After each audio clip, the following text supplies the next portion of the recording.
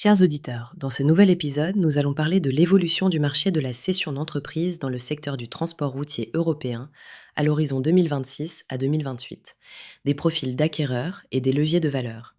Le contexte est clair. En 2024, le secteur a transporté près de 1869 milliards de tonnes-kilomètres, après une baisse de 3,2% en 2023 et un rebond de 0,6% en 2024. La dynamique reste favorable grâce à une fragmentation importante et à une consolidation croissante entre acteurs régionaux et groupes intégrés.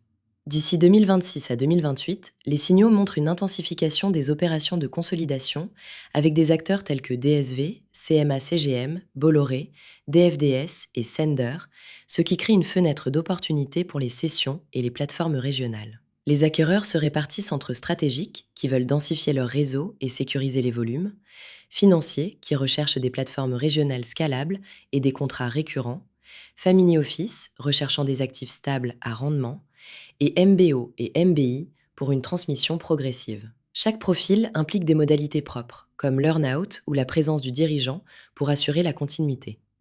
Pour préparer une session, 6 à 12 mois s'imposent.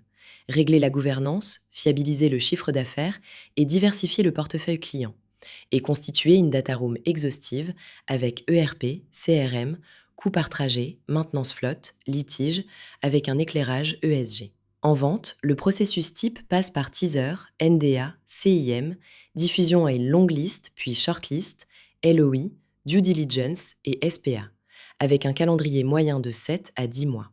Les multiples observés varient entre 6,5 fois à 9 fois l'EBITDA pour les acteurs bien gérés et de 0,6 fois à 1 fois le chiffre d'affaires pour des modèles plus capitalistiques. Le crédit vendeur oscille entre 5% et 15% du prix total, avec une clause gap sur 12 à 24 mois. Trois scénarios influents existent. Technologique, avec l'IA et la traçabilité, qui valorisent les plateformes digitalisées. Géopolitique, avec la relocalisation et la stabilité énergétique, renforçant la demande intra-UE.